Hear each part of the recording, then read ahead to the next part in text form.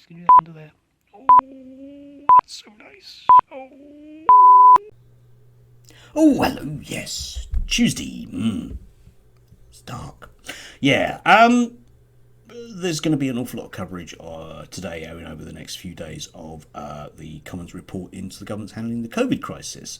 And I'm not particularly going to go there today. I think it stands for itself. People will make of it what they will. I just want to sort of think about the Conservative mindset today, and probably going to do a sort of series of videos this week about that. And the first one that I want to think about is that kind of libertarian view of the world. Which overwhelmingly our present cabinet have. Libertarian joke, all right, these two libertarians walk into a bar and die because the alcohol isn't regulated. Oh, how we laughed. No.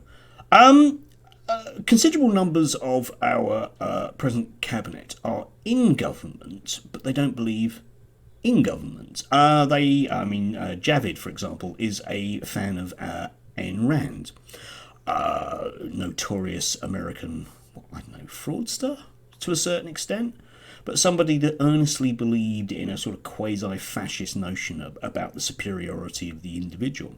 Yeah, great. Okay. And, to a certain extent, these people live in a world where they can believe that that's true. But it's not really very much use in running a modern state. Because you end up with people who basically don't believe that they should ever do anything about anything because, hey, the market will sort it out.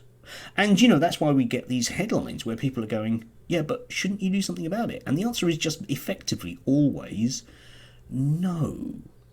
Over the next couple of days, I'll come on to sort of some of the other political reasons why that's also expedient. But, for the time being, the answer's no. But they're also hampered by this notion that somehow the state magically provides things even after they've made them disappear. So Nadine Dorris, for example, was rightly criticised, saying, well, kids can go to libraries and learn things. Yeah, mate, but you closed a lot of them. That was austerity. Remember when we had to do that? They just closed. Most of them haven't come back. They won't come back. Why? Because there's still no money. And in the next 6 months, there will be even less. That's what you did. That was your decision to do that. But they still live in this world whereby they believe that those kind of social structures are just automatically there because, after all, like me, they grew up in the 60s and there were libraries and schools and roads without potholes, all those kind of hospitals, and you could go and see a GP, all that stuff. So why isn't it here now? Well, because you made decisions not to buy into it. Anyway, on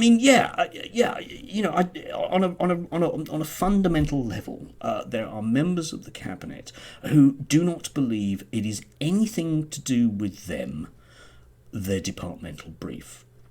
The argument behind this seems to be, well, wouldn't it be deadly if the other lot were in and actually did something? I don't know. You can make up your own minds about that. But I, as a child of the 60s, am reminded that during the 1970s, when the bins weren't emptied and you couldn't buy things in the shops, there were plots against the Labour Party in power from organisations within the army to remove them. That doesn't seem to be happening now. It's quite strange. And, well, I don't know. Tomorrow we'll sort of maybe think about some of the other things. I mean, this stuff is politically expedient. But for now, that libertarian, laissez-faire mindset says just don't do anything. So they're not going to. They will make up excuses about it later and will point the finger at each other a great deal. But for now, nah, mate, Jack.